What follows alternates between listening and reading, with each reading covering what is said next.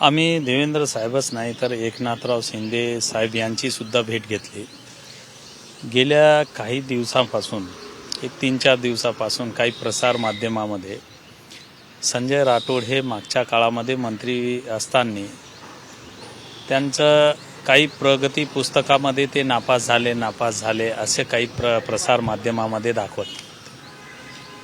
तर आम्हाला मुख्यमंत्री देवेंद्र फडणवीस आणि उपमुख्यमंत्री एकनाथराव शिंदे हे राज्याचे संवेदनशील नेते आहेत, महायुतीचे संवेदनशील नेते आहेत। आम्ही शिंदे साहेब आणि यांची भेट घेऊन यांना हेच सांगितलं की जे बंजारा समाजाचे प्रभावी नेते, राज्यव्यापी नेते, त्यांनी जे कार्य केले, त्यांनी जे काम केलं, त्या कामाची दखल घेऊन त्या कामाचा लोकार्पण करण्याकरिता देशाचे पंतप्रधान हे पोहरादेवी आले आणि त्यांना प्रगती पुस्तकामध्ये नापास दाखवायचं हे आम्हाला समाजाला कुठंतरी थोडा खटकतंय। म्हणून आम्ही महायुतीचे नेते आदरणीय फडणवीस साहेब आणि एकनाथराव शिंदे साहेब यांना भेटून की मंत्रिपद मिळेल नाही मिळेल ही गोष्ट जरा बाजूला आपण करू, परंतु एका मोठ्या समाजाच्या नेत्याची अशी प्रसार माध्यमामध्ये बदनामी करणं हे आम्हाला काही योग्य वाटलं नाही।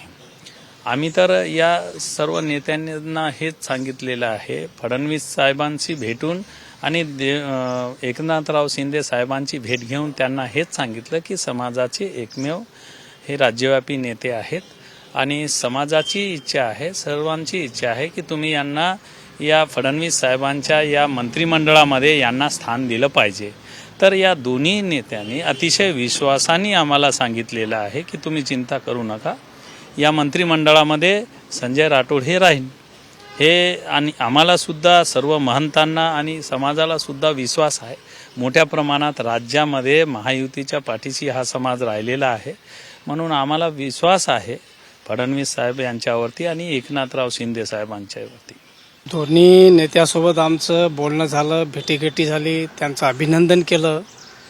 या महाराष्ट्रामध्ये महायुतीच्या बाजूने संपूर्ण बंजारा समाज हा खंबीरपणे उभा।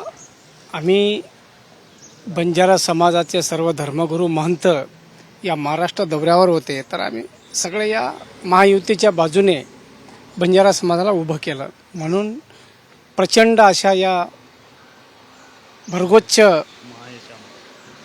अशा मतांनी या महाराष्ट्रामध्ये पुन्हा हा महायुती सरकार उभी राहिली।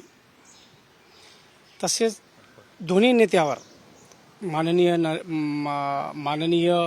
एकनाथरावजी शिंदे साहेब आणि माननीय फडणवीस साहेब विश्वासच नाही तर दृढ विश्वास आहे की बंजारा समाजाचा नेतृत्व करणारा संजय राठोड यांना या मंत्रिमंडळामध्ये समाविष्ट। तसा शब्द त्यांच्या माध्यमातून तुम्हाला देण्यात आला का? काल तुम्ही भेट घेतली, भेटीत तुमच्या माध्यमातून विनंती देखील केलं असल्याचं कळतंय। हा, देवेंद्र फडणवीस साहेबांना तर आम्हाला शब्द दिलेला आहे की 101% म्हणे संजय राठोड याच्यामध्ये राहणार।